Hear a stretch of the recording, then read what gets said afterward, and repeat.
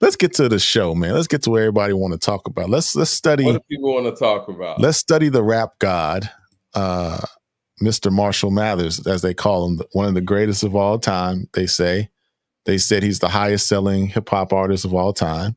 He is. They say that's facts. Oh, that's facts. They say he's one of the best lyricists of all time. They say he's one of the GOATs, and Billboard had him top 5. So we're going to examine this tonight. I know you and your former co-host have talked about this ad nauseum, but we're going to do a more comprehensive analysis, Mike. So how you want to start, Mike? Let's start here. When people talk about him being one of the greatest lyricists of all time, what do people consider a lyricist? What encompasses a lyricist? No, they don't know. I mean, they know, but I mean, that's a deep question. We got to put that in the chat. But let's just ask them this, Mike. How many classics does Eminem have? That's a good question. That's where you can start. Like, how many classics does he have? Because you would say, Mike, you would say that every person that you consider the GOAT or the greatest or top 5 or top 10 has a classic album. Wouldn't that be a correct statement? It is. I will surprise you with my answer, I'm sure. I think he has 2. I think he does. I'm not a big fan of the Marshall Mathers LP. I've told this story before. I went to Sam Goody and Cumberland Mall, and my senior year in high school, I bought Marshall Mathers LP because, all the heavy marketing that MTV was doing. I bought that album, and I bought M Child. Shout out to Memphis. I bought both of those albums same day. I was the biggest loser that day, and I threw the Marshall Mathers LP on the highway. That's what we used to do when we didn't like a CD. Throw it like a frisbee on the highway. I didn't like the album. To this day, I don't like the album. I'ma Kill You just doesn't resonate with me. Rapping about raping your own mother and all that stuff doesn't really resonate with me. And when I listen to the song Kim, this is 17-year-old me now. I'm like, what the fuck am I listening to? I was like, what is this guy screaming? Like, this is an emotional rant. He's killing his child's mother. Like, so long, bitch, you did me so wrong. I'm like, what am I listening to? I think one of the only songs that I did like on the album was the Marshall Mathers, that song, where he was going it in syncing them again. But it was cool. I also liked Amityville. I like the way he approached that. Wasn't a big fan of Bitch Please Part 2 because I liked the first one so much, right? Saying all that to say, though, it's one of those moments in pop culture and pop history where I can't say it's not a classic because it was to so many people, and it was groundbreaking in its time period and made this guy who he is as a superstar, right? Man, Mike. I mean, let me finish though. I think it's a classic in those ways, but is it a hip hop classic? No.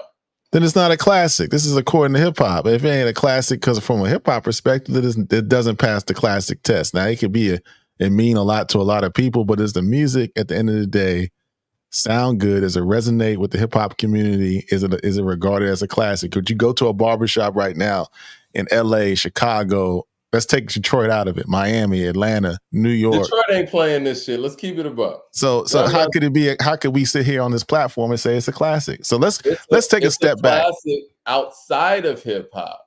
I think in hip hop it's not. And again, you asked me if he had any classic albums. I think he has classic albums, but maybe not classic hip hop albums because again, those albums didn't get their legs on hip hop platforms. But to the TRL audience and to, the CHR radio dials, it is a classic. We don't consider classes like that because we would say Britney Spears and Christina Aguilera and NSYNC and Backstreet Boys had classics if we're using that criteria. I mean, you're right. And some people would say that the stuff that they did is classic or classic moments. Well, we don't want to say that. I never was a big fan of I Am the way I am. I never was a big fan of that record. I know people love that song. I sit back with this pad and this weed and this seat. I mean, let's go through it. Let's go through it real quick because we got 11 albums to go through. Let's go through. Let's start at the beginning. You want to start at Infinite? Oh my God, we're starting at Infinite. Sure. Let's be fair. Let's be fair. Okay. Let's be All fair. right. Let's be fair. Let's you be listen fair. to Infinite? I mean, Infinite. I don't listen to Infinite. I'm sorry. I'm saying, did you listen to Infinite? I did. When it came out, I didn't listen to Infinite. When Slim Shady LP came out, I did. I went back and revisited it. Right. It was different. He kind of, his vocal pattern and his way he attacked the different songs, the different pockets of the beats, sounded like to me he was trying to emulate AZ and Nas and how you approach some of those songs. You know what I'm saying? Sonically, it gave me a Lord Finesse type of vibe. Right. And he sounds much different than he does on the Slim Shady LP. This is him just rapping on beats. Actually, Mike, he's actually rapping on some rhythmic beats on this joint. You know what I'm saying? It's not that rock stuff. It's not that pop stuff. It's actually some stuff. He's got a couple party songs on there. You know what I'm saying? He's trying a different thing. So I thought Infinite was cool, but it didn't really pop off like that. He didn't become who he was until Slim Shady LP. Mm-hmm.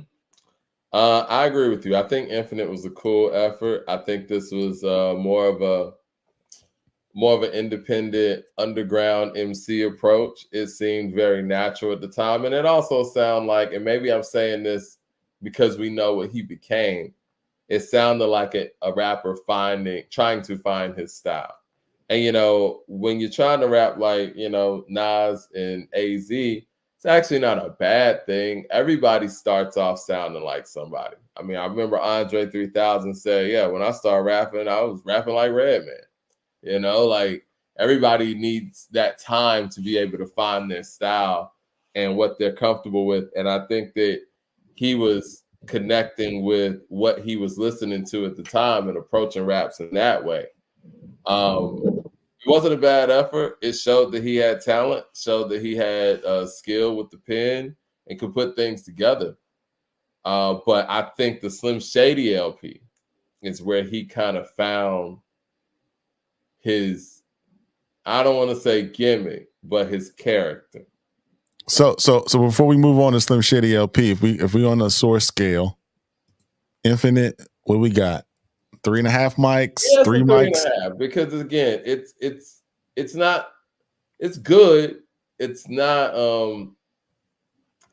changing things. It's adding to the pillar of what's going on at the time. You know what I mean? So I think that's what we call an average effort.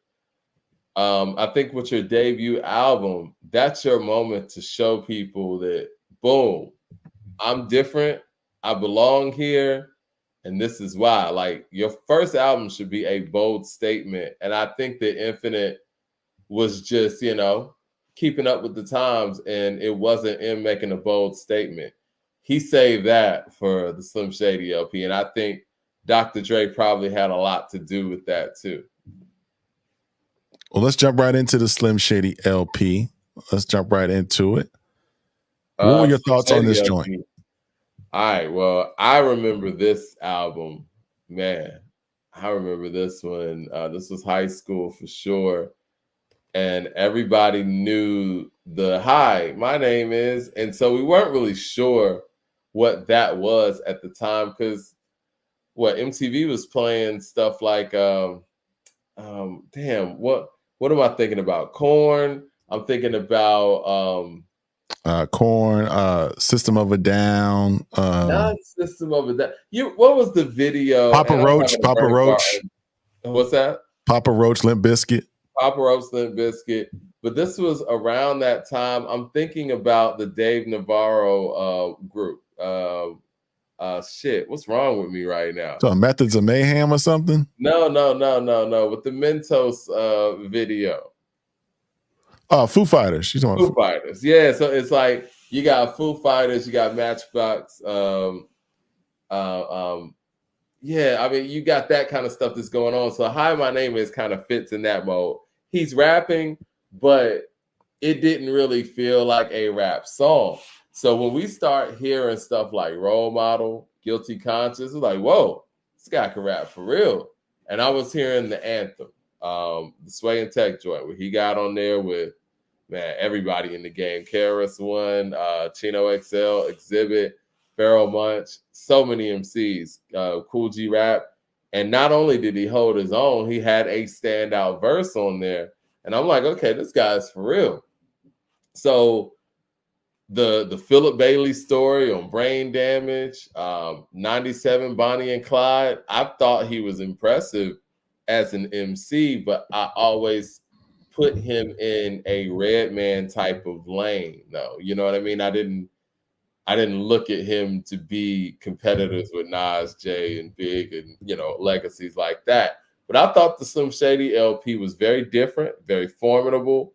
I would give that album, actually, you might be surprised, I would give that 4. 4 mics? I would give the Slim Shady LP. Can we run down real quick? So let's real quick. My Name Is. We rocking with that one? Sure. No, come on, Mike. I'm talking about let's be for real, man. Are you rocking with? Is this in your Spotify or Apple Music playlist? No, right? I'm not playing that record. I'm not. Have you heard that in the club?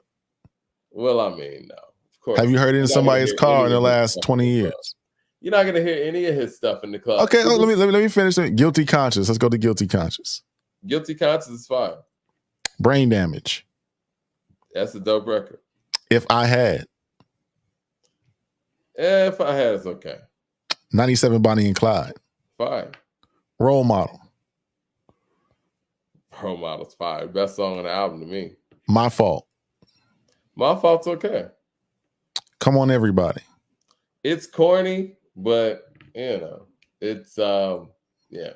I don't know. I think it's corny. Rock Bottom. Rock Bottom's dope. That's one of his better songs. Just Don't Give a. I Just Don't Give a Fuck. As the World Turns. No. I'm Shady. No. Bad Meets Evil. Bad Meets Evil's tight. Still Don't Give a. Nah, it was overkill. Yeah, I think this is because on the original disc, it stopped at Bad Meets Evil. I think these are all add-ons. I think it's 4. I actually like this album better than the one after it. Is it a classic? No, it's not a classic. So we're at Infinite, and we're at Slim Shady LP, and there's no classics just yet.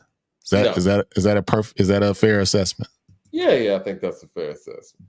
All right, let's go to the Marshall Mathers LP. Didn't like this album that much, but people love it. you threw it on the highway, Mike. I don't like this album. I mean, I still don't like this album. But you, so you just said it was a classic, so he's still holding on. It's a cultural classic, but I don't see why people think it's a classic. I don't. Kill You, no. Somebody said Marshall Mathers LP is 5 mics. Okay, well, let's see. Stan, well, that's the song they always go to. It's probably one of his better, if not his best song. So yes. Who knew? No. I never knew. No. Way I Am. I don't personally like it, but I'll give it that. People like it, but no. I'm. The Way I Am. I'll give him that. I mean, have you heard that at a barbecue? That's funny you said that. I haven't really heard that song in a minute. Now, on those old school hip hop stations, they always play the real Slim Shady. Shout out to John Phillips with the super chat. Says Dre had all of his acts do a song stating their names. Yeah, that was the Interscope thing. That's the formula. Once again, that was set off by Snoop Doggy Dogg. Is the blueprint. Dre is Belichick. Snoop is Tom Brady. That's the relationship. Because Snoop Doggy Dogg, that started all of that name stuff. Anyway, the real Slim Shady. Now, I heard this song on the radio the other day. I was randomly listening to like one of those old school hip hop stations. And I do remember V103 playing the real Slim Shady when it came out, but it was a little programmed. It wasn't really organic. Saying all that to say, I was listening to the song and I'm like, this has to be one of the worst hits of its era. Like it's very bad. It really is. I'm listening to it as a grown man. I'm like, this song is bad. Was that the one that's like, guess who's back? That's not that one. That's the other one. No, that's I'm Slim Shady and I'm the real Shady. Yeah. Okay. Please stand up. Yeah, that's one of the worst songs. Okay, so you're not feeling that one. Remember Dr. Me Dre or RBX and Sticky Fingers? Dr. Dre's dead. He's locked in my basement. No. Remember Me. Yeah. No. I'm back. No. Marshall Mathers. Yeah. That's cool. Drug Ballad. No. Amityville. Yeah, I like Amityville. Amityville is probably the best song on the album to me. Thank you, John Phillips. He said, nah, Easy E made it with We Want Easy First. You're right. I stand corrected. I forgot about Easy. I'm sorry. Thank you. Bitch Please too. I like the first one better. Yeah, man. See, this is my thing with Bitch Please too. And let me say this. I don't want people to feel like I'm just nitpicking or whatever. I felt like they couldn't organically come with a real Dr. Dre M collaboration on this album because sonically they were going somewhere else. So they went for the remix route. They went for the cheat code as opposed to going out there making an original, let's say, Guilty Conscious or even a Forgot About Dre. You went out there and said, you know what? We're just going to dial this one in. We're going to use a song that already exists, throw Exhibit and Snoop and Dre on it, and then let him get the last verse. Giving him like, let me recite Timothy Wright. And I'm like, you know, it shouldn't even been on this album. It doesn't even fit on this album. He added some sounds in there that fit the whole Slim Shady, I guess, sound palette, if you will, to kind of make it fit with the album. But Bitch Please is Bitch Please. Kim. No. Can't do it, man. I can't praise domestic abuse and domestic violence against women. I can't do it. That's a sick record. Yeah, it is. Under the Influence featuring D12. No, sir. Criminal. No, sir. Criminal's okay. But yeah, not classic. So out of all of those, it's like 4 songs that we like. Out of the first 3 albums, Infinite. No, I'm talking about on this one because this is the one that everyone says is that deal. I personally think that not Slim Shady. I think that the Eminem Show is his best album by far. All right, let's get to the Eminem Show. Since we I think that could be a classic. The Eminem Show. You think the Eminem Show could be a classic? Mm-hmm. I think so. White America. I like that's okay. White America, it has impact. It's a statement. And I think it's a statement at the time people wanted from him. Not a bad record. Not a bad record. Rock persona. It's not really for me, but you know, again, I can't shit on it. Business. No. You don't like Business? Let's get down to business. We ain't got no time to fuck around. What is this? Let's be a circus in town. Shut this shit down on you clowns. It was cool. I mean, it's all right, but that's something I revisit. I mean, it's cool. Let's give it a yes. Cleaning Out My Closet. No. You don't like Cleaning Out My Closet? I mean, I don't like the record. I mean, I'm just gonna keep it a buck with you, Mike. I mean, Cleaning Out My Closet. I mean, it's cool. I mean, you know, I'm just not. You know, I liked it when I was maybe young for like a couple weeks, but as an adult now, I'm not. I haven't heard the record in about 15 years, man. 20, maybe 20, man. I don't, you know. As Snoop Doggy Dogg once said, I can live without it. Yeah, I mean, you look at my phone, it's not loaded up in Spotify. It's not. Square Dance is dope. Yeah, that's all right. Now, this is my favorite Eminem song, Soldier. Yeah, Soldier. I got like Soldier. Soldier's fire. Eminem produced that joint too. He produced his best songs, to be honest. Yeah. I mean, because, again, that goes back into that whole Renegade thing where it's like he sounds the best over his stuff because he can't really adjust to other sonics like that. Say Goodbye to Hollywood. I'm confused. No, if I got to think that long, it's a no. Drips featuring Obi Trice. Cool on that. Without Me. Now I actually like this song. Of all the Slim Shady songs, I think I might like this one most. I do. Guess who's back? Back again. Man, please. This is what we're doing right now. Okay. Sing for the Moment. That's a dope record. I like Sing for the Moment. I'm gonna give him his. I'm gonna give him his props. That's a real good record. Very dope sample. Getting the Aerosmith sample for that record in that moment. I like that. I think that's a top 5 Eminem song. Superman. I like Superman. Superman. Superman's dope. I like Haley's song.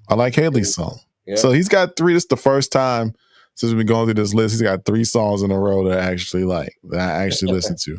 So we're getting. I can see 3 songs in a row. I was just listening to Only Real for Cuban Links, man, and I was like, man, Ice Water, fucking Glaciers of Ice, and the record with Nas, man. I'm like, yo, this is crazy. This is a crazy 3. And then in a minute, Ice Cream comes on, and then Guillotine. Guillotine's before that. But what's it called? Woo come to bring want some. I'll be the first to set off shit. Last to run. Woo come together as one. I call my brother son because he shine like one. Anyway, those are classics. And if we're holding things to that level, none of these albums are classics. But this is a strong 3-song run with Superman, Haley's song, and Sing for the Moment. Yep. When the Music Stops, featuring D12. Wasn't a big fan. Say What You Say, featuring Dr. Dre. I liked it. Yeah, Say What You Say was cool. Till I Collapse. Dope record. My Dad's Gone Crazy, featuring Haley J. I don't. It was all right. A lot. You know what? I didn't really realize there's a lot of skits on here. It's a show. It's a show. Well, I guess that's true. Okay. Well, the next album's pretty bad. I don't even know. So this is 4 mics, 4.5. What are we looking like? What? I'm gonna say 4. After I'm going through it, man, and not to say all 4s are equal, I think he has a 3.5, 4, 3.5, 4. And I think that the Slim Shady LP, to me, I give it style points. And I give it 4 because he jumped out there and did something totally different that stuck. And, it was adventurous. It had the hits on it. It had the Guilty Consciences on it. It had the Hi, My Name Is on it, but it also had the Role Models on it. It also had 97 Bonnie and Clyde on it. It also had Bad Meets Evil on it. I'm sorry. The Eminem Show, even though I think it's a better album than the Slim Shady LP, it doesn't have those moments on it to me. No, it doesn't.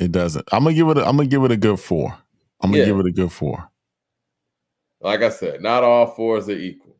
And if we're being really technical here, I'll give it a 4.25 or something like that to make it, known that I think it is better than the Slim Shady LP. But yeah, similar. Let's go to Encore. Oh God, man.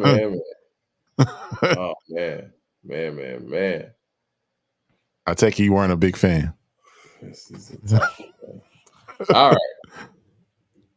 You got Encore / Curtains Up. Evil Deeds. Never Enough. Yellow Brick Road. Oh man, I'm gonna be honest with you, bro. I don't know none of these songs. I prepared for the show. Man. I wanted to give him his just due. I didn't want to come on in this pod just to be talking. So over the weekend, I actually went through his whole catalog, man. I put the kids to bed. I told my wife to leave me alone. I locked myself in a room. I put these headphones on right here. I put my glasses on because I put my glasses on because I wanted to zone out. I want to get into my mind state, right? And I listened from Infinite all the way to Music to Murder Somebody too, or whatever you call the album, whatever the damn album's called. And yeah, I listened to these records, and Mike, these songs are not good. They're not good. I'm just being for real. So since I know him, let me go through them. Mm-hmm. Like Toy Soldiers. I know that. I mean, it's not a bad record. I mean, but it's not something it's okay. Hold on. Like a Toy Soldier is a bad record.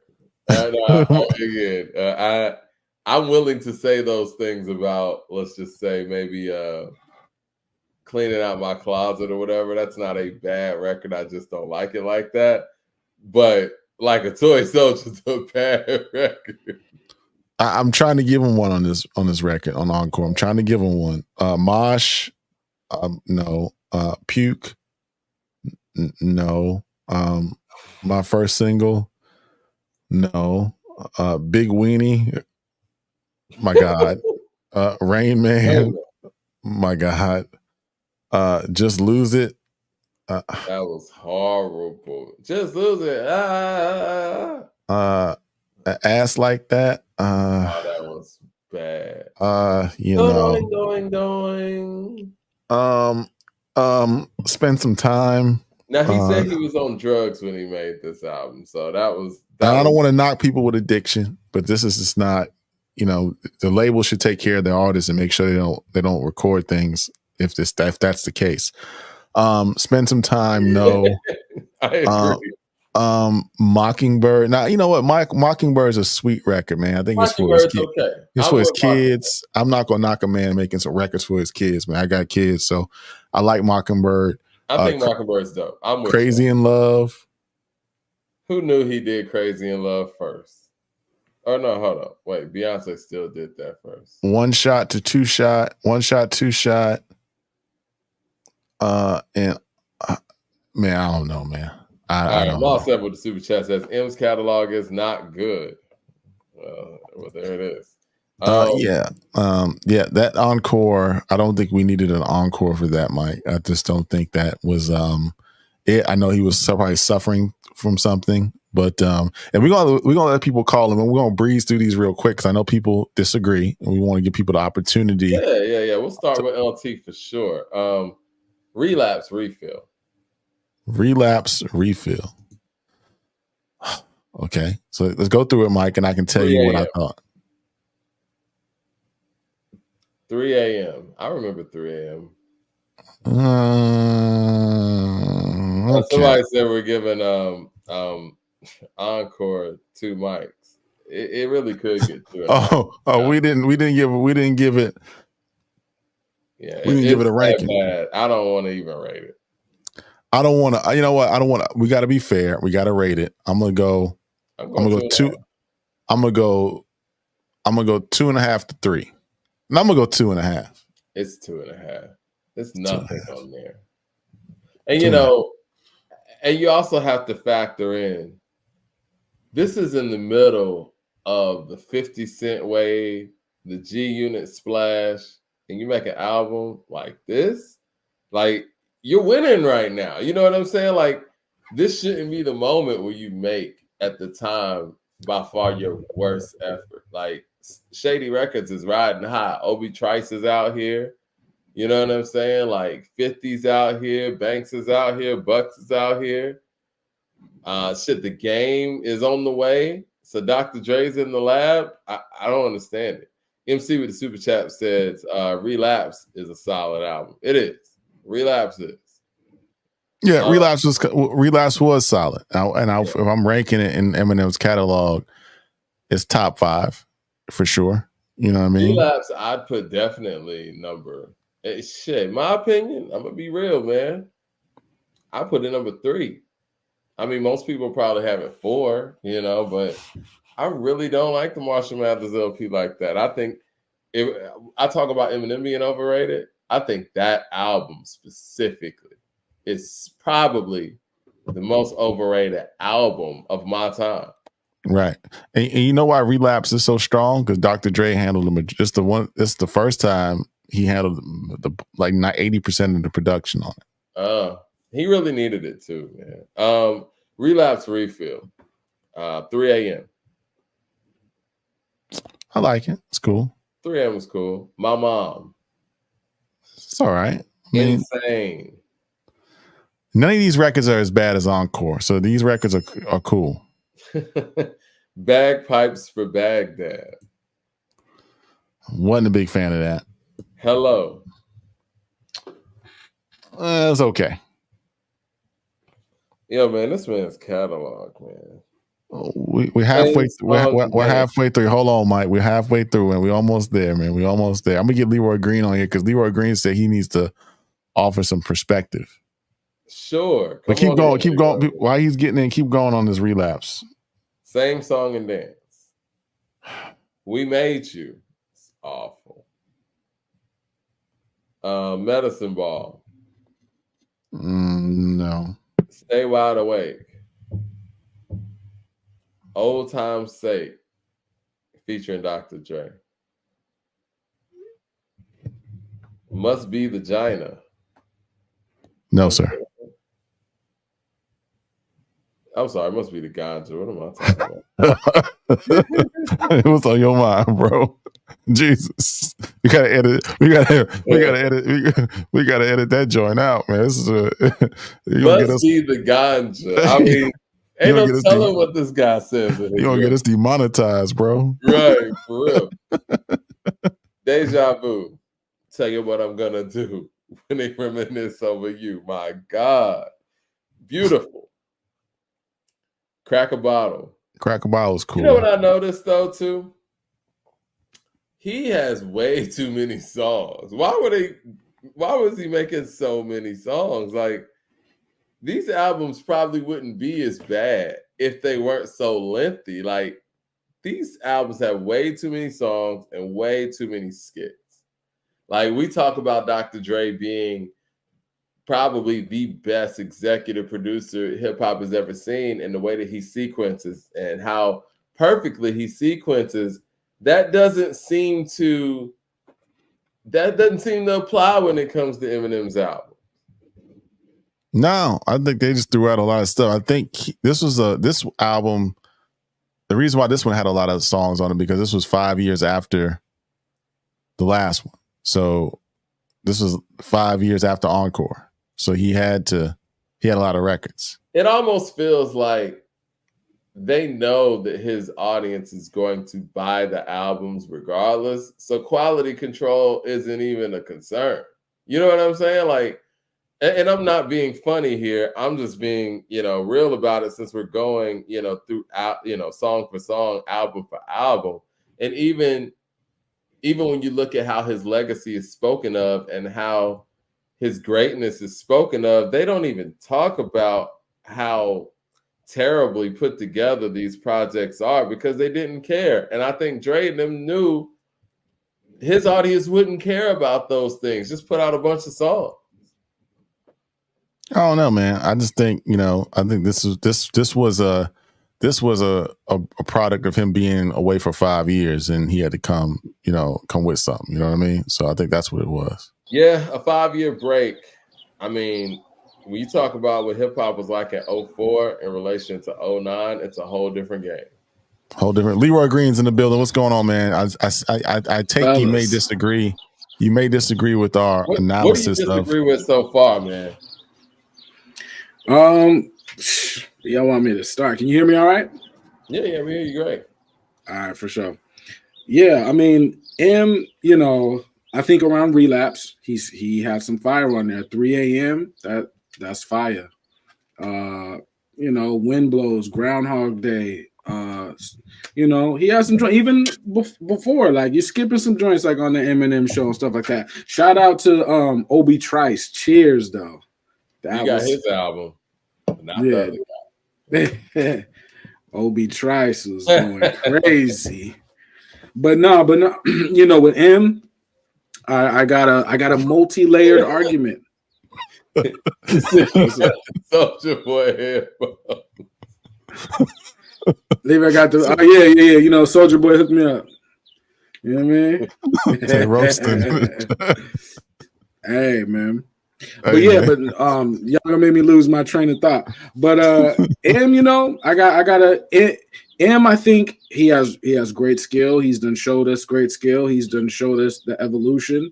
He done gave us the classic joints. I think he pays attention to lyricism. I can't believe I'm defending Eminem.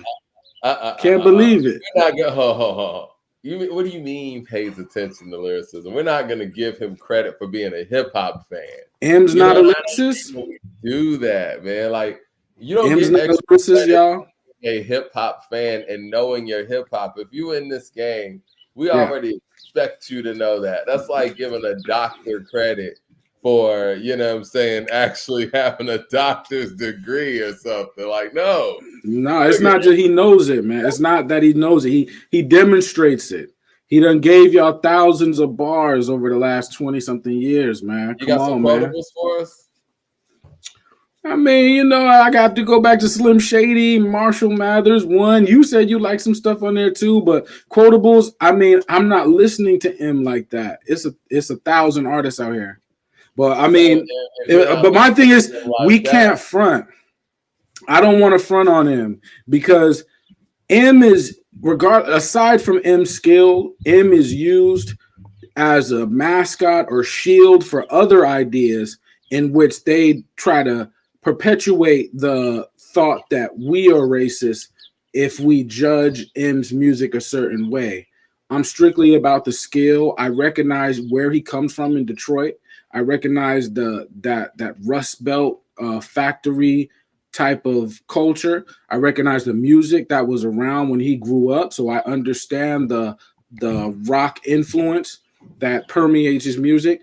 I understand the lyricist lounge, the outsiders, how you flip in these different syllables. You know what I mean? In Detroit, that's a syllable mecca. You know what I mean? Elzai's from there.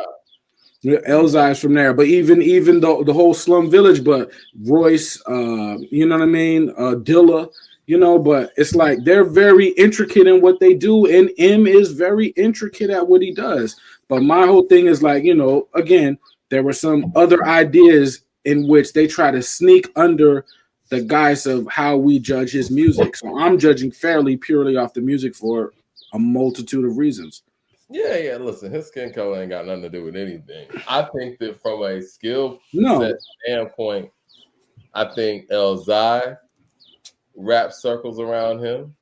I think that Royce is a better rapper than him, and I think catalog-wise too. Right. The best stuff that I've heard from Elzai and definitely Royce, M's catalog of music ain't really fucking with those guys either. Definitely. M's catalog is not. M's catalog and Elzai's catalog, that's not in the same ballpark, or even Royce. I think that if we're talking about Elzai not having as many efforts as M, sure, I can go with that. But Elzai at his best, Eminem ain't got a better song than Deep. He doesn't, man. Like Eminem ain't got a better song than Deep. No, I think he does, man. I think we may have to go back and listen to Campaign Speech again, or Groundhog Day, or Square Dance, or even 3 a.m. or Wind Blows, or I think we may have to go back. Because M is. There's a stanza that I want to quote on Deep, if you don't mind. Go ahead. Elzai, and I want you to actually, match this photo with some of M stuff. He says, Okay. Here we go. Where do I want to? Oh yeah.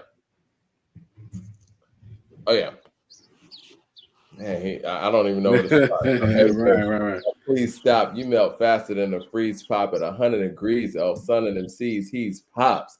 You better put that work in. I murk grins and kill grills, my steel pills. Then I peel wheels and skill feels the heels ills like Benadryls feels. The hottest artist of chills. When I drop gems that play out like fans when you peek. Rhymes ain't cheap.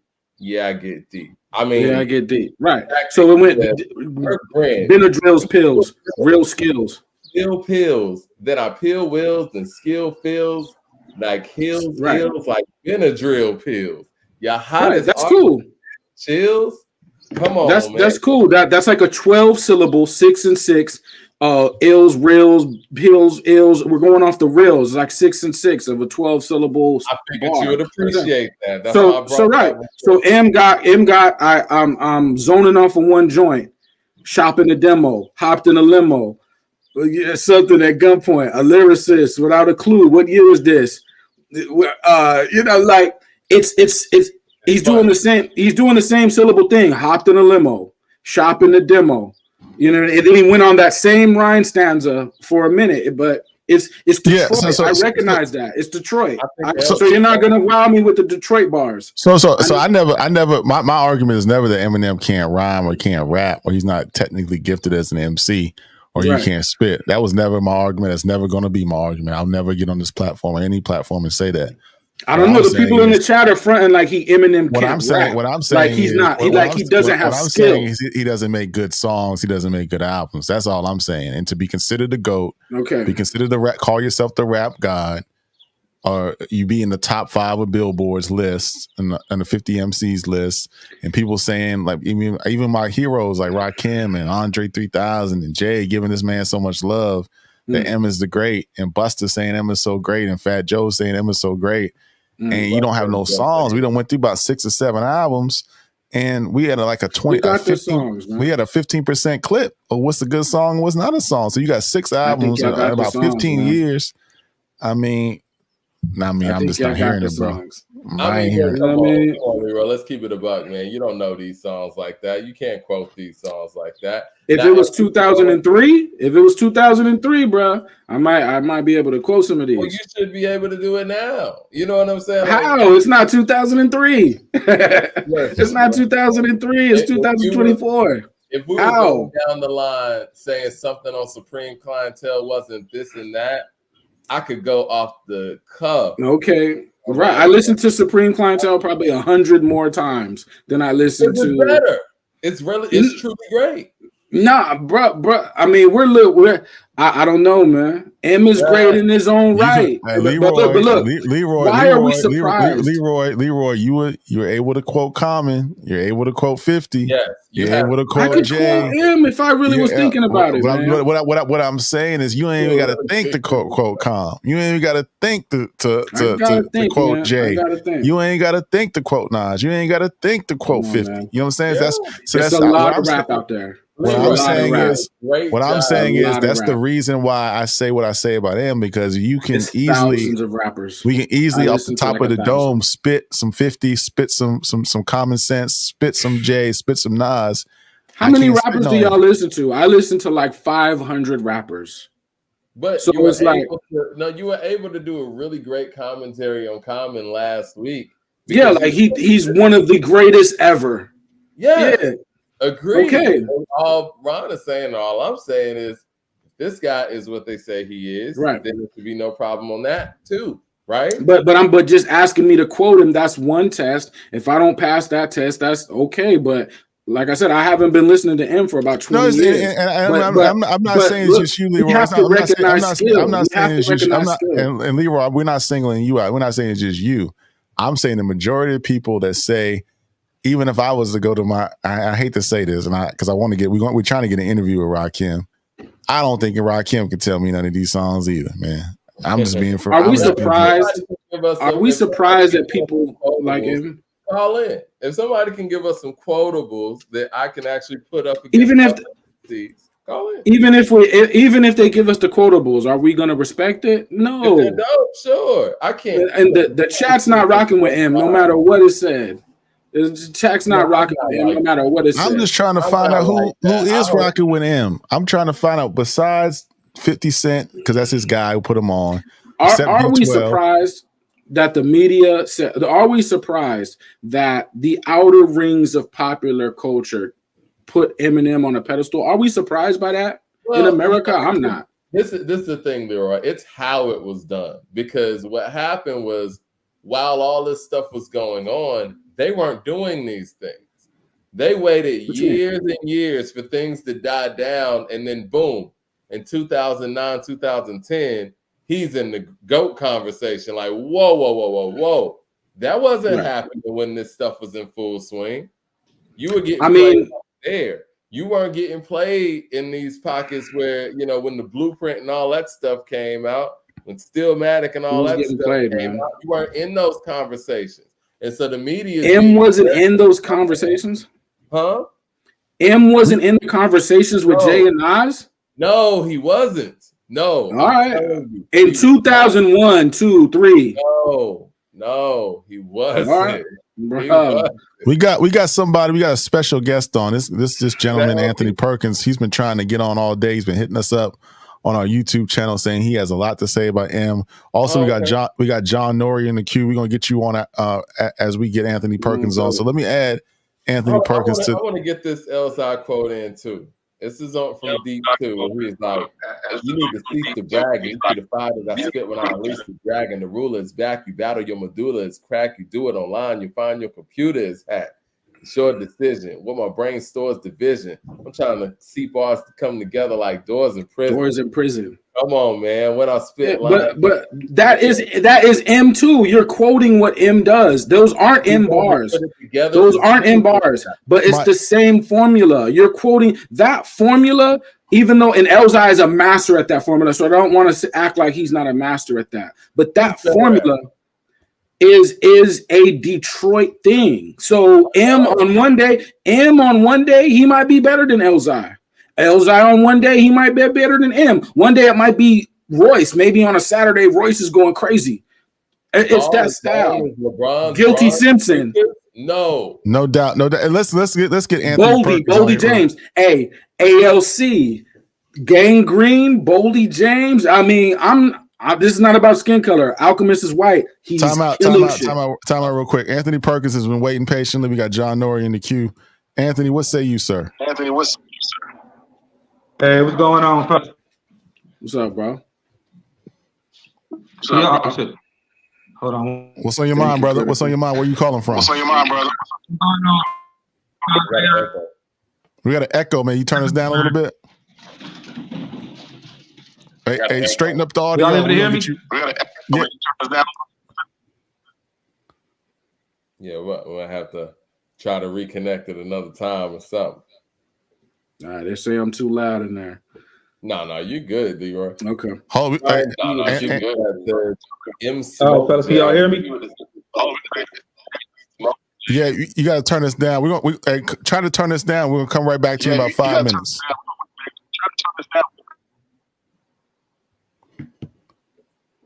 All right, so we got John Norrie in here. John Norrie, what's good, brother?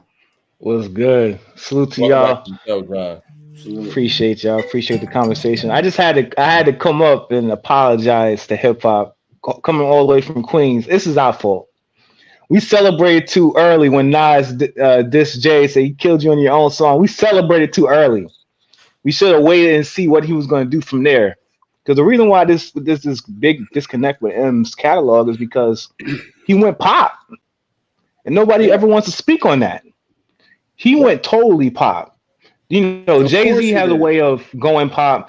All the guys who are DMX, Ja Rule, all these guys who, you know, crossed over, LL Cool J, like, you know, all the legends that crossed over, they all went pop at certain points, but he went pop. Well, you know, like I'm talking, is the fact that those guys had a foundation and they actually made records that worked in hip hop, and then those records crossed over, as opposed to, like you said, just straight up making a pop record. Hi, My Name is a straight pop record. They didn't ship that. Interscope, Aftermath didn't ship that to any urban stations to try to get that played. They were pushing that straight up to the pop outlets. And that's cool.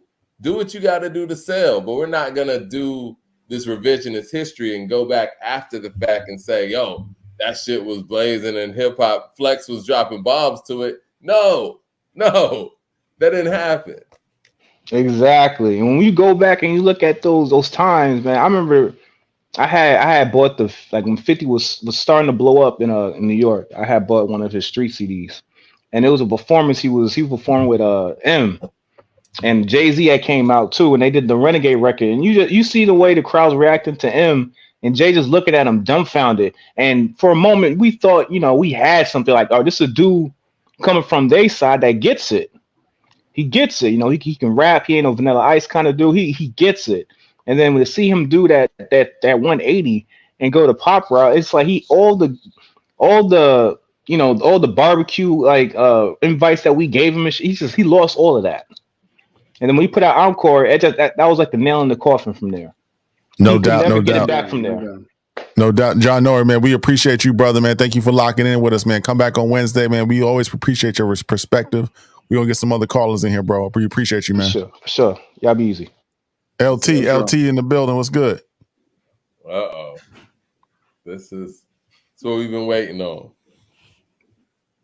LT, what's good, bro? Yes, LT, sir. what's good? LT, what's good? Big guy, like big power. Let's get to it. Yes, sir. What's on your mind tonight, brother? Debate me on the Eminem topic for months now. Here we go. Nah. So just first and foremost, salute to Leroy. Salute to everybody in the room. Mike. Hold on, guys. We gotta echo. Somebody gotta go on mute or something. We good? I'll turn down this stuff. Yeah. All right, LT, what's good? What's on your mind, brother? Yes, sir. So just first and foremost, like I said, Mike been kind of dodging me for a few months now about the Eminem, about just the facts here. Nah, Mike ain't been dodging; he been real. But let's just kind of go over it real briefly because I know it's a lot. But like I always say, M came out in the 90s, man. He came out in those late 90s. It was a real gritty era. It was an era, like I said, we just coming out of 98, arguably one of the biggest years in hip hop as far as quote unquote purist or lyricism or storytelling or what have you, as far as the late 90s. So Eminem, just to sum it all up, he proved himself. He did it with the consistency. He did it with the skillful bar set. He did it with the lyricism. And he just put in the work. He put the work in when he came out 1999, when his second album, of course. I know Infinite, all of that, first joint. But the major label debut, when he came out with that, he did the Forgot About Dre too, as well. He wrote that for Dre. In the bars, Dr. Dre even quoted, he said, the last album out, you weren't bumping me, but now that I got this new company, everybody want to come to me like it was some disease, but you won't get a crumb from me. That's M bar work right there. And that brought people say, that didn't save Dre's career. That didn't do what it did. But Eminem was signed to Aftermath and they put it back on where it was at. Dre's last album didn't really do it like that. That Aftermath Presents or whatever, got guns, got straps, whatever. It wasn't like that. That Forgot About Dre was raw. And then M just proceeded to continue to do it, man. He spoke about, Mike always say, he spoke to the pop artists or he didn't compete with the rappers. That's who was taking shots at him. The 9 Inch Nails, the LFO, the Backstreets and NSYNCs and all of that. They were speaking on Britney Spears, all of these. So he just commented in his music. Time out. When were they taking shots at him? Because I thought on How My Name Is, he came at them first. I mean, he even dressed as Marilyn Manson in the first video. We always talk about Game and his name dropping, but Eminem's name dropping is historic. What he did with his first singles and his Slim Shady singles, he would make fun of whoever was in the top 5 on the Billboard charts and use their name and their rhythm. Yeah, but that's hip hop. No. That's hip hop. Those are pop artists. I know, but just attacking just off the basis of your music is corny, so I'm attacking you. That's hip hop. Super duper. What you think about this, bro? Those that pop artists like that. I mean, what were you saying? Who else does that? Yeah. What other hip hop artists? No, but even if we don't do it like that, even if we don't do it in our music, the implication is we are better than what's in the mainstream. That's what we're saying in our rap. So nobody and everybody. Nobody and everybody. What's the argument? We're all secretly dissing the pop world. In our rhymes, we say, this is fire, this is not fire, this is trash, this is dope, this is whack. We're talking about our music versus pop music. On low key, we're just subbing it. But that's who we're talking about. M was saying it by names. But we're talking about that in our rhymes. Like, that shit is whack, or we're really talking about them. But right. But I think that's hip hop. Give me an example of that too. I mean, because I guess I kind of know what you're talking about, but I think that hip hop Chuck D with the Elvis better than the rest of other music genres, but actually going at pop artists by name and a Britney Spears and a Christina Aguilera and Fred Durst, like what other rappers doing that? No, I don't think. I think you're looking for names, like you want somebody to name names. Mike, hit him with the super chat real quick, and let's get Anthony Perkins and Super Duper. They want to say something real quick. Okay, for sure. Smiles and Wave with the super chat says, if anyone is looking for a good book, Dilla Time by Don Chalmers is great. Shout out to A2, check that out. No doubts. Anthony Perkins has been patiently waiting. Hope you got your mic fixed, bro. Turn on your audio. What's on your mind, bro? Hey, what's going on, fellas? How y'all doing? Good. We good. How you, bro? Good.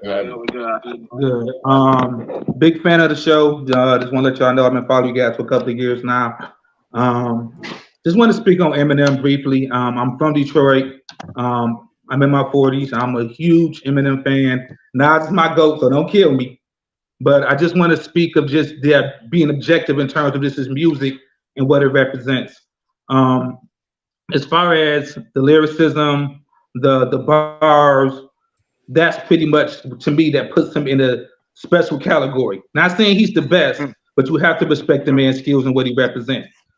Secondly, the demographic that he has to attend to is just not just us as hip hop consumers. Unfortunately, most of his fans are white, right? Yes, sir. He's especially before that, most of his music is rap and rock. So of course you're going to incorporate that into his music. So you got to factor that to the equation as well.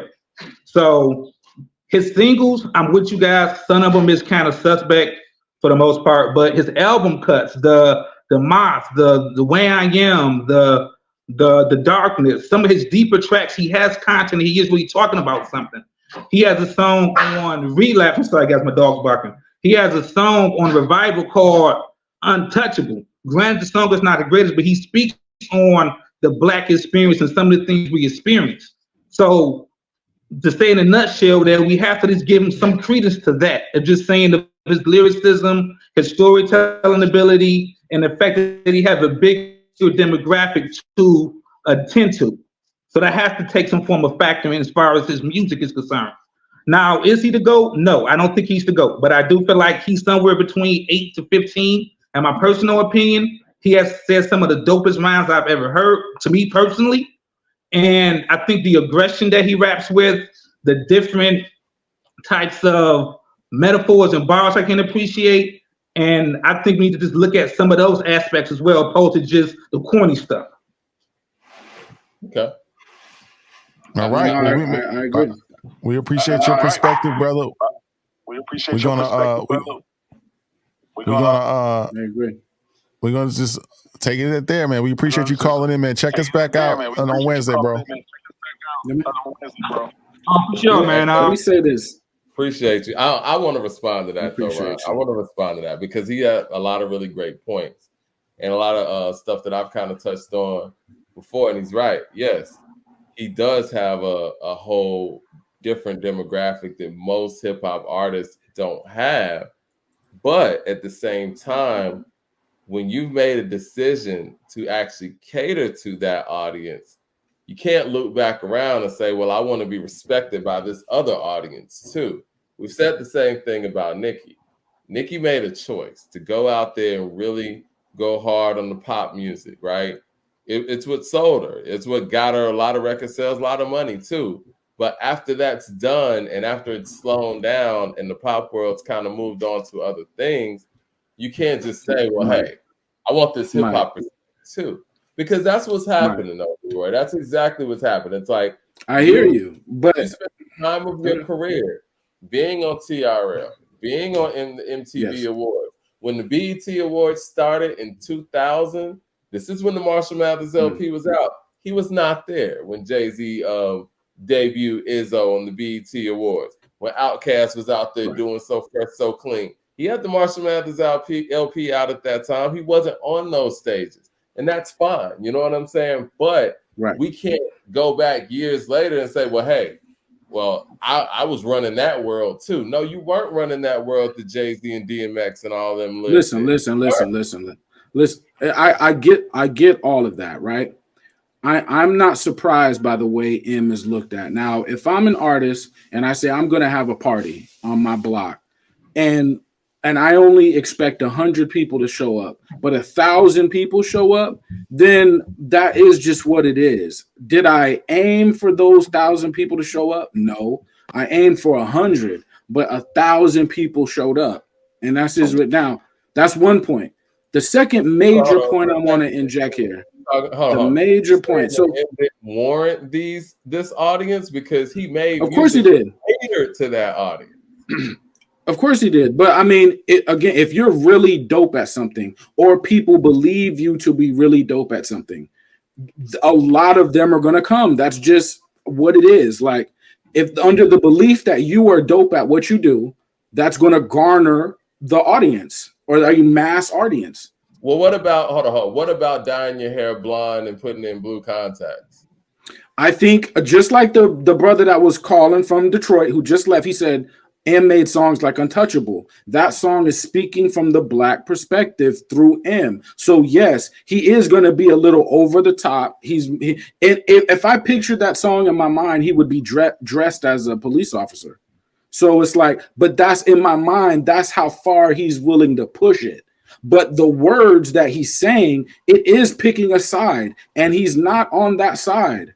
That's one point. The second point, but he's not on that side. He always repped a purist mindset. Even when he jumps out the window, the mindset is I'm going to rhyme a bunch of different, technically super lyrical stuff. But I want to make my second point though, because it's like, why are we surprised? Whenever we build a culture, the culture comes with an aesthetic, a look, it comes with our souls in it. So it's not just the art, it's our art with our soul in it. The masses get it and they start to change the features of how it looks. And then they praise this as the best representation of how to do something looks like this, not saying where they got the original copies from. We're the original copy. They take that, they carve their own marble statues and say, this is the greatest thing ever, not telling where it came from. But that's what they do. It's not surprise, it's policing and it's gatekeeping. You know what I'm saying? It's like, it's checking that.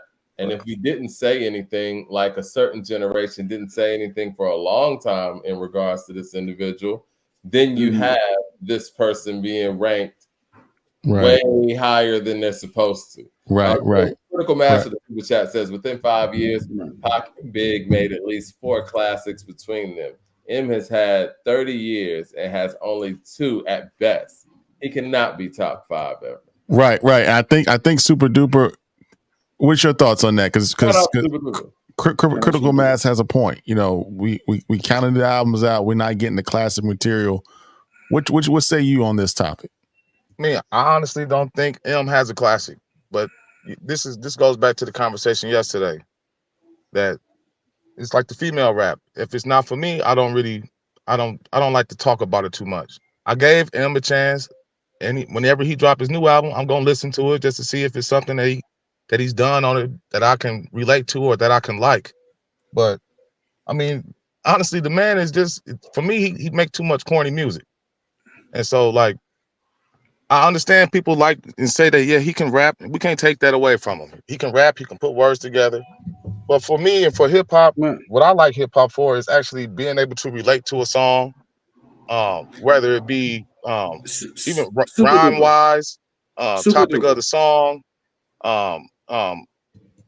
you know, the even like the lyrical slick talk and all of that. Like he doesn't do it for me.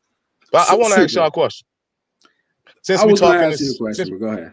Since we and Leroy too, man, I'm disgusted with you, man. You get on here and you got all these kind words for Eminem, right? But you disrespect Tupac, and you try to downplay how great Tupac is, and like it's ridiculous, man. Like this is what I was saying when we talked about this a couple of weeks before, where how the black stand put the cape on.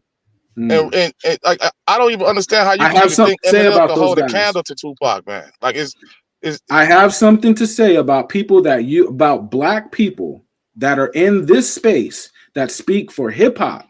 They do shows on hip hop. Other black people who use Eminem to say we are racist, we're being racist against him because we don't like his music. Then they use that to funnel in other hatred-filled messages that are anti-black. So I do have a very serious issue with that. So I'm attacking multiple. I don't even know what you're talking about, right? When you just said that, man. I was thinking the same thing, Super Duper. You got to break that down. Let me say something. Yeah. LT, what you got to say on that, bro? Yes, sir. So let me speak on that because that's a real touchy topic and a real topic. First and foremost, my top artist dead. If we talking dead and alive, dead or alive, is Tupac. Tupac, then Nas, then so on and so forth. But alive is Nas. So I'm gonna preface that way as I always do. With the Eminem subject, I just feel like people use the skin color. He couldn't help, his color that he was born into. But he couldn't help how he grew up, where he grew up at. He couldn't help what he liked, the artists that he idolized or that he respected, like you said, the AZ, the Nas, et cetera, et cetera. So his music came out how it came out. Now, when he first came out, like we said on the major debut, he made the song Hi, My Name Is, What My Name Is. That was the radio first single. Then he made the Guilty Conscience that showed you the lyrical ability. He made the next songs all on that album. He was presenting lyrical ability, and that's why I knew a lot of people back in North Carolina where I'm from, they didn't like him because he was white. I mean, I'm gonna keep it real. At that time, they like, man, I don't like him. I won't even listen to him. But I put people on, listen, he got skills, he got bars, check him out. And when they heard him, they said, oh, he really do. Then he kept proving himself with the ability. So I'm gonna say this: M didn't ask to be the representation of white America or that privilege. He didn't ask to be He may have got put into that spot through Interscope, Jimmy Iovine, through that, and I deal in the industry, as well. So I understand how the marketing works, of course, like we all do. But he still held it down. He got on BET, spoke up for racism. He spoke against George Bush. He did freestyle ciphers against racism, things like that. And that's pretty much it. It's a lot I can say. And he did a racist album too, though. Right. And let me just jump in real quick. I want to go back to my earlier point that I made. Like I'm not knocking him for being where he's from being Detroit. I'm not knocking him for being his skin color. I'm not knocking him for being his nationality, his race. All I'm saying is this: I'm not even saying he can't rap. I'm not saying he's not skilled. I'm not saying he can't rhyme. He can't get. You are saying that. I'm saying he doesn't make good songs, and his albums. But that's what they're saying. That's what I'm saying. That's if you don't make good songs, I'm not knocking him for being white. Hold on, that's not true. Because I mean, there are a lot of people who are lyrically skilled. Like I'm not a big fan of Tech Nine's music, but I'm not gonna say he can't rap. That's a fair point. Can we bring out what's good on music that we don't like? If I'm a kid that grew up on house music and I say this is what I grew up on, so I'm gonna make that, and I know you guys are gonna clown me, but I'm gonna make a bunch of lyrical raps over house music. When I put it out, you're gonna say, okay, that's whack, right? And I'm gonna say, okay, cool, that's whack, but that's just what I'm on. Can you see like what I'm doing and just be like, I see what you're doing, even though I don't rock with it. I mean, a lot of the times, and I tried to do that with the Marshall Mathers LP, even when I broke that down. I mean, this is my thing, man. And since people keep bringing skin color in it, and I've said this on this channel many, many a times, I'm a big Beastie Boys fan. I truly believe that the hip hop groups that are all-time great groups, outside of hip hop alone, just all of music, I would say Tribe, I would say Wu, Beasties, Public Enemy, and somebody else that I'm missing, Outkast, right? But I rock with how Beasties approach their music, how inventive they are, how like just groundbreaking they've been at each phase of their careers. Does Eminem rap better than each member of the Beastie Boys? Sure, but I will listen to their music 10 times over before I will listen to his music. His music's not as inventive as theirs, if we're just comparing the two, because people want to make the skin color thing, which it clearly isn't. It's about the music. He said it though. I don't care what color the Beastie Boys are. Sabotage goes. What You Want goes. Right. No, Beastie Boys was rocking. You know what I'm saying? So Beastie Boys was rocking. Fair, and I think it's a cop-out for people to even bring that in the conversation when it's just about the fact that his music just isn't that good. Now, did he make music for a certain pocket? Sure, you did that for the time, and you got to live with that. That corny stuff sold at that time, but 20, 30 years later, it don't sound good to people anymore. And you just got to deal with that. You made a lot of money off of it, and, you know, the shit you sold wasn't gas. It is what it is. That's how he was freestyling though when he first came in Detroit. You know, he had those crazy bars like that. It wasn't, you know, some lines from his song. Some people only see it on white, ignoring skill, because I stand out like a green hat with an orange bill. You know, he said this on the first album. That syllable twisting is crazy though. Crazy. Yeah, I mean, again, I'm not saying he can't rhyme. I'm not saying he can't rap. I'm just saying he don't have good songs. That's the point I'm trying to make, guys. I'm not, hey Ron, I'm not saying that people saying he can't, but some of them in the chat are saying they like he whacking this and that, and that's cool. You can have that opinion, but at the end of the day, like we keep saying, he can rap, he can spit. He got from a lyricist writer standpoint, he has amazing ability, the poetic devices that the man uses, but he might not make songs that you can relate to. A lot of people let me say this final thing. If I don't say nothing else, white America and the children of that time and the people in that time, you know, everybody wanted to listen to hip hop. Everybody wanted to be, you know, a fan or feel it. Eminem spoke to that lane that didn't have a voice for it. I'm not saying I'm not a stan. I'm not like the super Eminem fan. None of that. I like Tupac, Nas, Biggie, Jay, all of that. But M spoke to a lane that wasn't being spoken for, and he did it with skillful ability and consistency. That's it, for real. Let me ask you guys a question, because there's an MC out there that gets huge notoriety that clearly comes from Eminem's tree. Does Eminem have an album better than Kendrick Lamar's top 3 albums?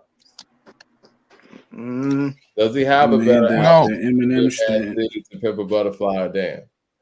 The first 3 Eminem albums, we're talking about Slim Shady, Marshall Mathers, and the Eminem Show, right? I mean, that's not in those 3. I think if you was a white guy from Middle America and you were listening to those first 3 albums of M, you may feel differently. Right. Well, if I was a white guy from Middle America, you may feel differently. No. Let me say this in response to that. If I'm a white guy from Middle America, how much hip hop knowledge do I have to even make those type of exactly, Mike? Maybe you got a lot though. Maybe you got a lot because M is the reflection.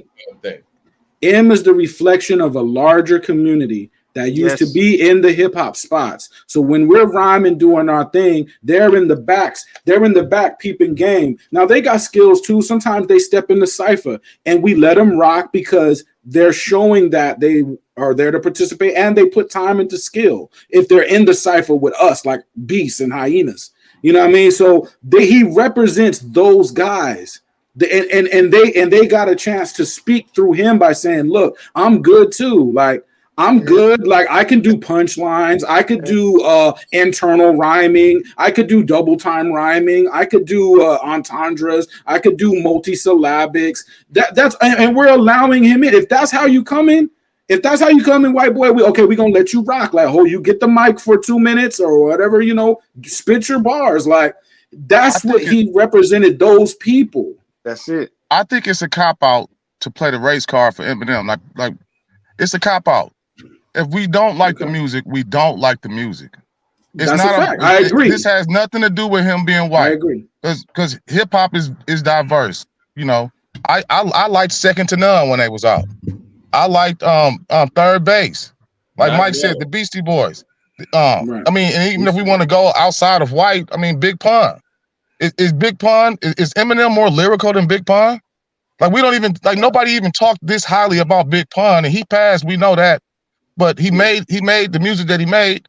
Like, nobody even come to the rescue of a Big Pun. He not more lyrical than Big Pun was. This is my point, that we when people try to pretend like he did something or he was so amazing on the microphone, I think that you giving him a pass for being white, really, when it comes down to it. So it doesn't have nothing to do with him. Prodigy, like you said, like, is he better than somebody like a Prodigy? We don't even talk about, I mean, we do, but the mainstream doesn't even talk about Prodigy being a top 15, 20 guy. Is he a better MC than Prodigy? Right.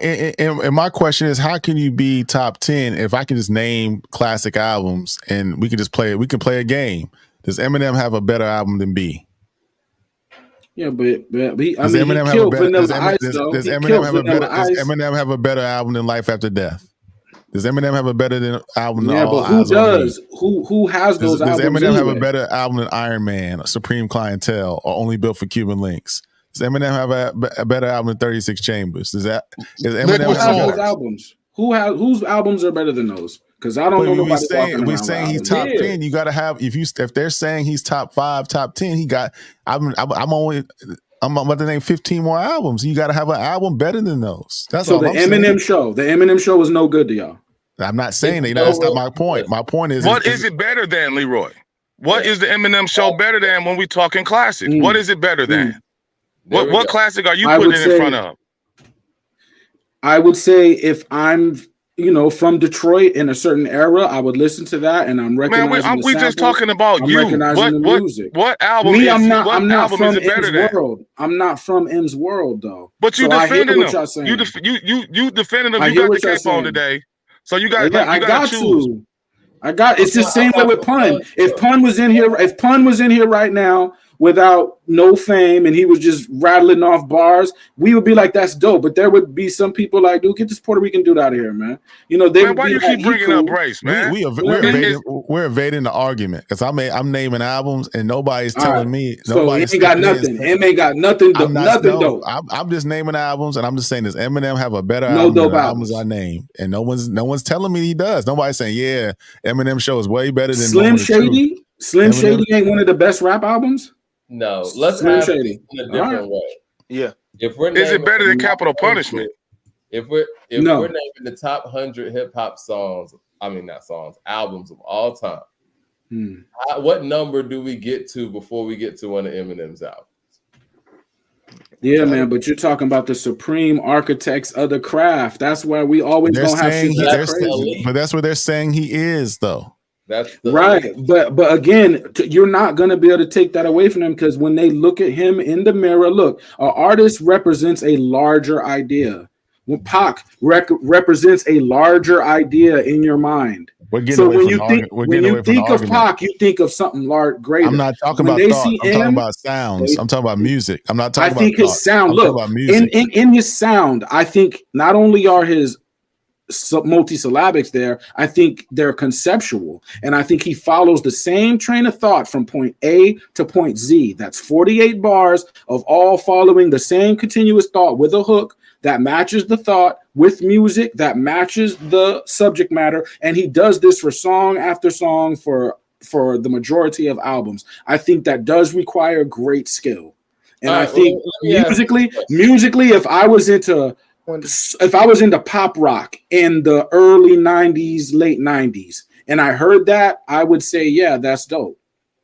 I have a question. And since we want to sit here and say you have to be from a certain place and, look a certain way to be able to judge an album, does Eminem have a better album than License to Ill? Now, I'm going to go down the line on this track list. We got Rhyming and Stiller, The New Style, She's Crafty, Posse in Effect, Slow Ride, Girls, Fight for Your Right, No Sleep to Brooklyn, Paul Revere, Hold It Now, Hit It, Brass Monkey. No, he doesn't have a better album than this. that Slow has and Low. stood the test of time too. Yeah, Time to Get Ill. And I don't have to be a Jewish dude from Brooklyn to say that this album is dope. I mean, when you listen to Marshall Mathers, there's somebody that's going to be like, "That's dope." See, I'm with you, but There's we got that album versus. We got people in the chat, and no one has yet to tell me. So, LT, can I ask you, sir? Out of all the albums I named, what Eminem album is better than that? Man, let me say it this way, because I'm thinking about that too, and I'm very objective and real about it. So would it be fair to say anybody, Super, Leroy, Mike, and Ron, would it be fair to put Eminem kind of in the range of, if we talking his rapper rating, would it be fair to put him in the range of AZ, Cannabis, Cormega, Papoose, Redman, Tech Nine? Exactly. Yeah. Okay. Exactly. Okay. Yeah. Okay. So look. So with that being said, out of all of those rappers, I think he might have. Well, probably not Red. Well, he might have the most classics. So he might have the most influence. I would think. Out of those. So he got a better album than Sugar Hill? I mean, that's a fair point. Pharoah Monch is one of the greatest rappers. Do or Die, I don't know about that. Do or Die. He got a better album than Do or Die? No. I mean, the Eminem Show is not bad. Leroy, you just speaking in general. We want to know what you saying that is better than. What is it better than? But better than, we're having a better than argument. I'm having, it's just dope. Like, it was dope. If I go better than, there's always going to be someone better than. I could do that all night forever. Well, then what? There's always going to be somebody better than. If it's always something better than. So my question is, when Billboard puts him in the top there's 5, always somebody better than you. When Billboard puts him in the top 5 and people put him on these all-time lists, what are they basing it off of? Are they basing it upon the albums or the record sales? Yeah. We know he can rhyme. Let's take that out the question. We know he can rap. We know he can spit. We know he has all the different. You know he can rhyme. You're glazing over that pause. But we talking about albums. So what do we rank when they put them on these lists? What's the criteria? Because I'm not understanding. Because I named about 25 albums, and people still say none of his albums are better than those. So how are those guys behind him on the list, and he don't have an album better than them? I'm just not understanding. I'm just maybe I'm lost. Top 10 in records. Top 10 in concerts and touring as well. Gross all time. Eminem too. But that's all fine and dandy. He got the fan base for that. Pop star. Mm-hmm. Like the point is, like Ron just said, do we have a better album than Muddy Waters? Mm-hmm. But you know what? I'm gonna come up with the albums that's better. We don't give Drake that same credit, right? Like when Drake do numbers, it's like, oh well, he a pop artist. It's like, but Eminem do numbers, it's like, oh, that's because of his artistry or something. It's weird. I respect Drake more than I respect Eminem. Let's look up what year. Let's look up the years these albums came out. No, we gotta go all time since they want to put him in an all time ranking. Yeah. We don't need to go what was it better than in 99 or 2000. We saying if this man is in a top 5 conversation for people, right? We got to be able to back this up with something to be able to say this. Even with his lyrical ability, is he really better than? Who is he really better than lyrically? Is he better than Method Man lyrically? I think I seen him on the cover of the magazine with Slaughterhouse. White man came up to me and was like, "Yo, Eminem is better than Slaughterhouse." He was like 70 years old. What I said, all right. I said, Dr. Dre behind everybody, but I was like, all right.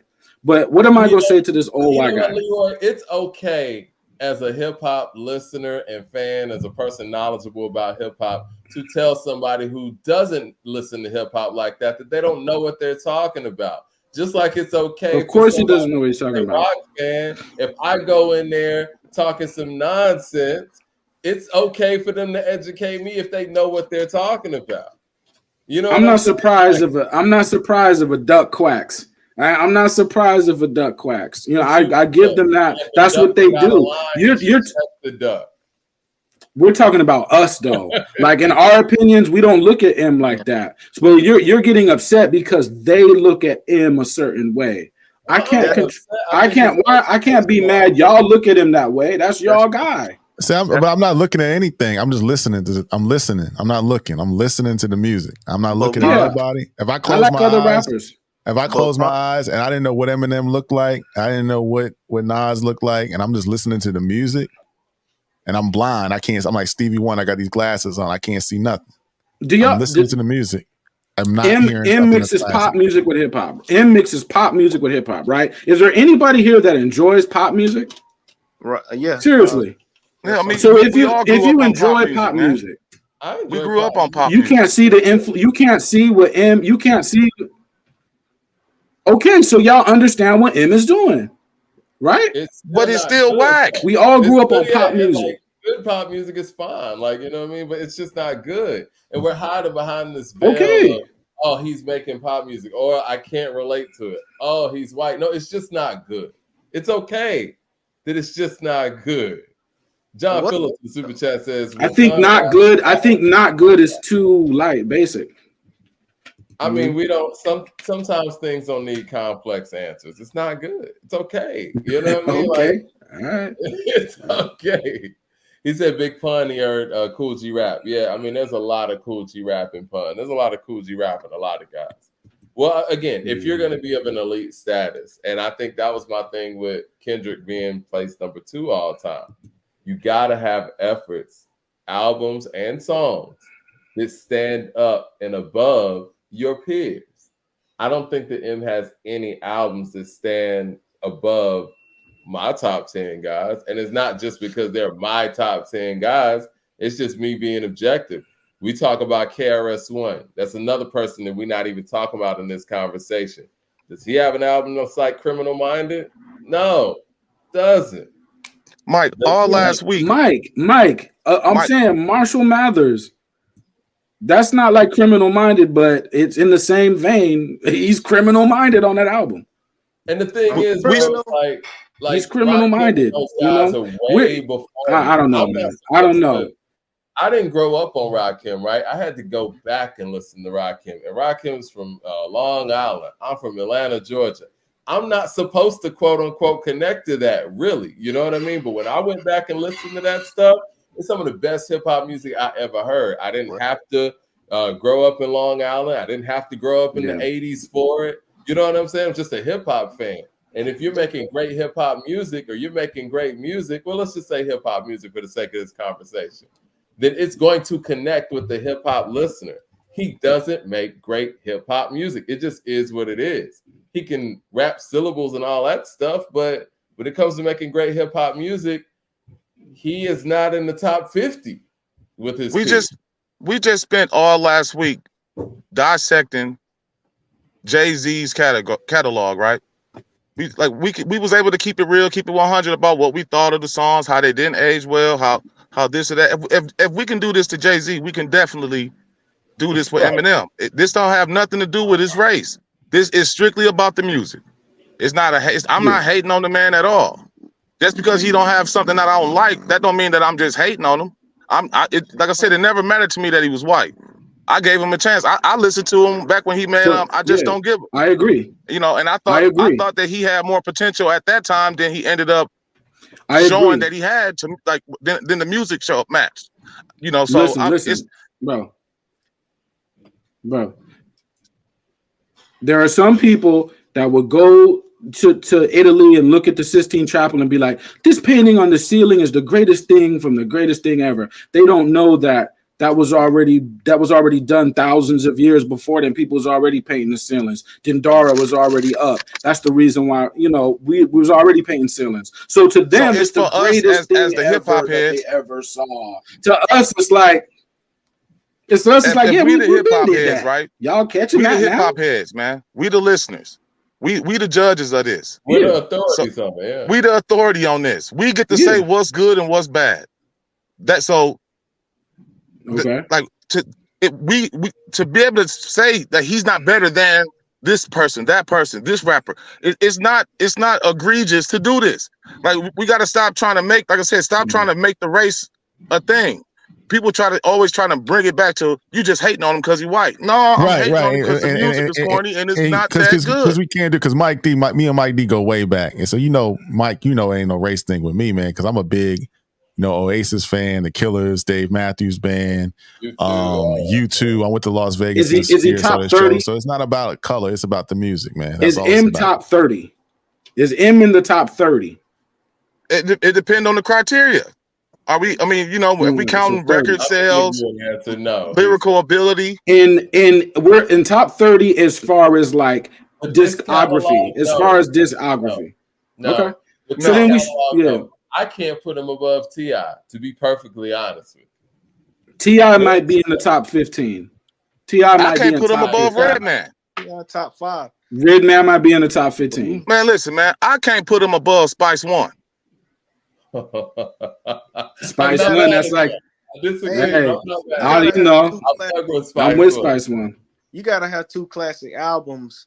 I mean, if anybody over M gotta have 2 classics. I got a good one, guys. Too Short. Yeah, he's not over Too Short. He's definitely not over Too Short. Now, I don't think Too Short's a pioneer too. Too Short is like LL. That's a pioneer. In every era. I mean, because I would be comfortable in a versus situation picking Too Short's catalog over M's catalog. Yeah, if we play catalog games, so Mike, you want to play let's name some catalogs and say, does M have a better catalog than this person? And let's see what do we get to? When I say Snoop Dogg is one of the greatest MCs of all time, people look at me like I'm funny. In my mind, I'm hearing bars. Now, when you say Too Short, there are some in the crowd that's gonna say like Too Short, just the same way like they look at me when I say Snoop, because they're thinking they don't hear the lyricism I hear. We're hearing 2 different things. So M speaks to a certain kind of lyricism, just like Snoop speaks to a certain kind of lyricism, just like Too Short speaks to a certain kind of lyricism. You know what I'm saying? Why I wanted to start off this conversation by defining what lyricism means to people. And when they say he's a great lyricist, what does that all encompass? Are we talking syllables? Or are we actually talking about being able to put compelling words together to give people an actual feeling? We're the masters of the feeling, though. That we come up with feeling without even writing the songs down. We just go in and leave it as it, and that comes up with the feeling. Not everybody can do that, so they're trying to show on a technical level, can they match what we do on a feeling level? And M, he may not get you every day of the week, but some days of the week he may show up. Like he may show up. It gives me more of a feeling than M's music. I mean, that's just me. I don't know. And people don't give Too Short his credit for his the Ghetto albums. Yeah. Surviving the Game. Like the albums where he actually has substance in his music. They don't even know about it, really. So it's more about knowing what you're talking about. Like we keep on going back to. If you don't know Too Short's album and all you know Too Short from is Blow the Whistle, or I can't think off my head of a lot of songs right now, but if you only know him from the Bitch Hole song, from the Bitch Hole records, you really don't know Too Short. Right. Matt, Mall 7 with the super chat says Eminem doesn't even have a Liquid Swords. Nah. I mean, that's just facts. OG Weston with the super chat says, just like the CMA Awards said that Old Town Road wasn't a country song. We feel that way about M's music. Majority of his music didn't resonate for me. Hey, so look, with the resonating comment, what if we took, because like Kendrick, let's get it this way.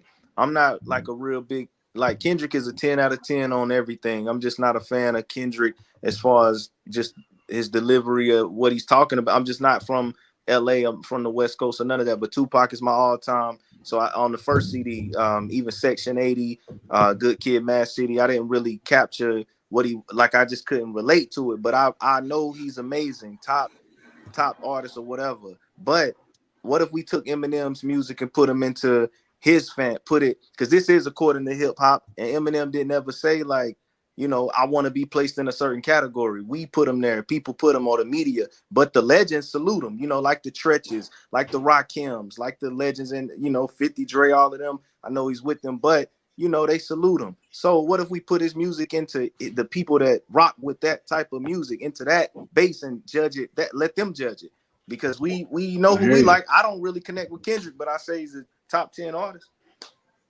I think that, you know, even when, let's just say, when people say they don't connect with somebody like that, you can still respect, you know, what they do. And I mean, honestly, I resonate mostly with what Outkast was doing, you know, Southern Playalistic, ATL, and Zakuma. I mean, they were from around the corner.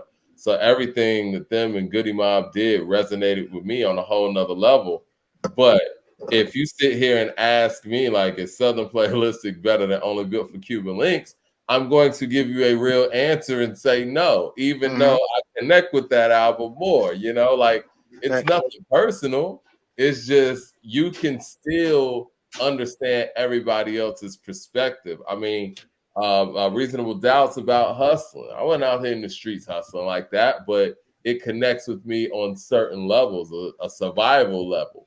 But M's music just doesn't sound that good to me. I mean, I'm sorry, like, you don't have records that sonically hit me like Can I Live, The Evils, or, you know, Dead Presidents. He just doesn't. And that's not me not being able to relate to him per se, because he really could be talking about anything. It's just about how it comes in through the speakers. And it just doesn't come through the speakers as strong as 50. I think that the best example, really, Lose Yourself and Hustler's Ambition are the same song, talking about the same thing. Hustler's Ambition's a better song than Lose Yourself is to me. It is what it is. It just sounds better. It's delivered better. It's a better hook. It's a better beat. I mean, it's the same thing. So it's not even a whole, do you not resonate with that? Yeah, I resonate with a rapper trying to make it or whatever, and I see where M's coming from with it. It still ain't better than Hustler's Ambition to me. I don't blame the M fan for that, you know, the people that actually turned into rap fans. I don't blame them for thinking that he is great or he's the best rapper they ever heard, and they, you know, but they don't judge the music the same way that I judge the music. They don't have the history of the rappers before them, really, because they came in, he drugged them in. So I don't blame the suburban kids, I don't blame his core fan base for thinking that he is great. They don't know. But when it comes down to the overall hip hop topic, that's where they speak too much about him and they don't know about anybody else. Like, if you're an Eminem fan, but you don't know Nas's music, or you don't know Jay's music, or you don't know DMX's music, or people that came, you know, either around that same time before him, you wasn't really paying attention. You don't know Southern Playalistic. You don't know Built for Cuban Links. You don't know that music. What about the legends? Check this out. If I want to introduce somebody to Alchemist, I'm gonna say Alchemist dropped that album. He raps, and they'll be like, "Who's Alchemist?"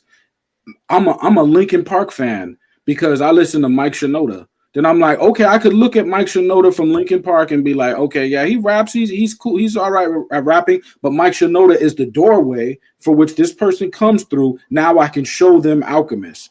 M, he's the doorway. Hello?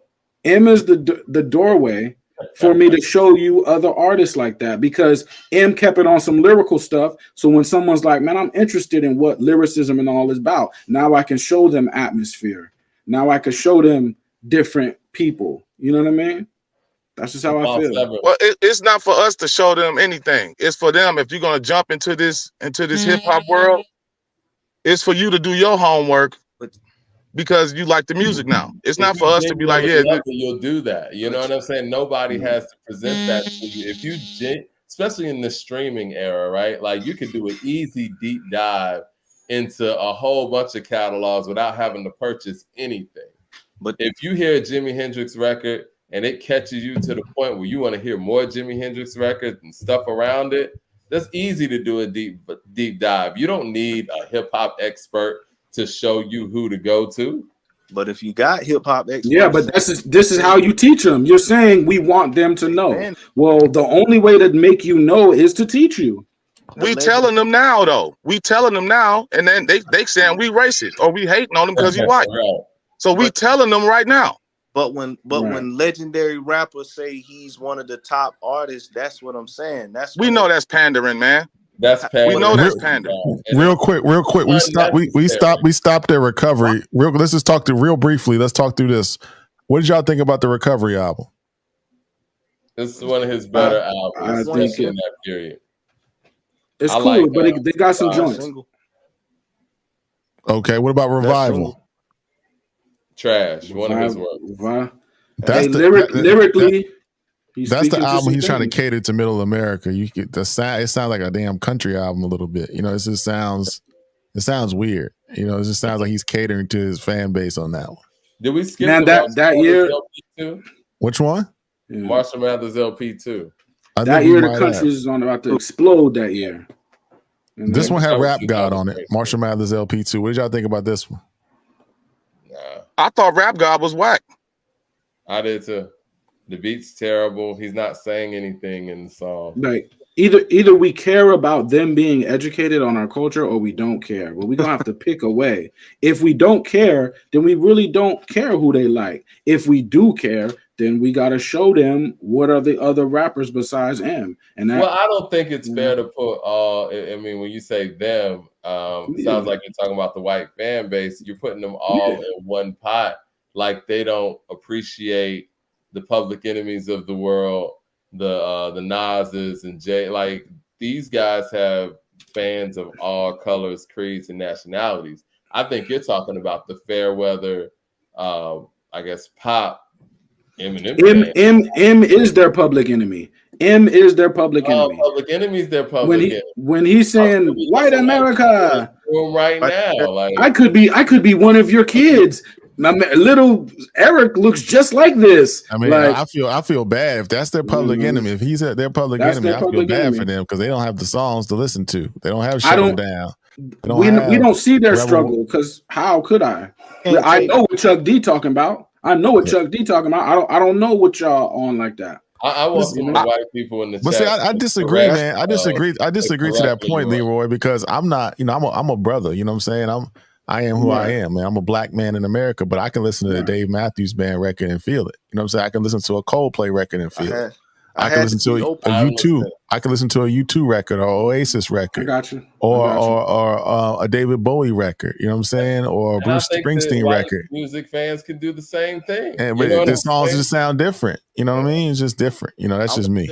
Paul 7 with the super chat says Cube's first 4 albums washed Eminem's albums too. Well, yeah, Cube is a problem too that we're not even talking about. I think there's some more super chats. Boycott Activity says, I was an M fan until I realized the rapper from those early career freestyles never showed up on his albums. Good point. Because if we want to give the freestyles credence, those aren't on the albums. Yeah, but Kamikaze. What y'all think about Kamikaze? Kamikaze wasn't good either. I watched a YouTuber, a YouTuber that was an M fan, and he said that before he even listened to Eminem, he was into like grunge rock. He was into Nirvana and techno music and all of that. And so when he first started listening to M, he thought he was the greatest. And so he said that he was hanging out with other people, and they started putting him on to other music, and then he realized that I've been overrating Eminem. Mm-hmm. So I think that a lot of them, once they do really do the homework and actually reach into the music, and at this point in time, he's been out long enough for you to do your homework, really. You know what I'm saying? So, if you feel that way, you feel that way. It's all opinionated, but I still think that a lot of them either they decided to go on and do their research, or they stopped at Eminem and they really only care about Eminem. They don't really care about the real music before that. So yeah, they might be fans of hip hop after M out, and they like Ludacris a lot, or they think that 50 Cent is one of the GOATs, or they thinking like that, but they don't have the history and knowledge of the whole entire spirit of the game. You're talking about surface level music fans, you know what I mean? And to be perfectly honest, and it's just isn't even a black white thing, whatever. I think when you're a pop star and you sell this many records, and Michael Jackson's my favorite artist, but he sold so many records, it is what it is. When you have those kind of numbers, you're going to have a lot of casual fans. You're not going to have a lot of hardcore music fans. And that's what was really impressive about what Prince was able to do.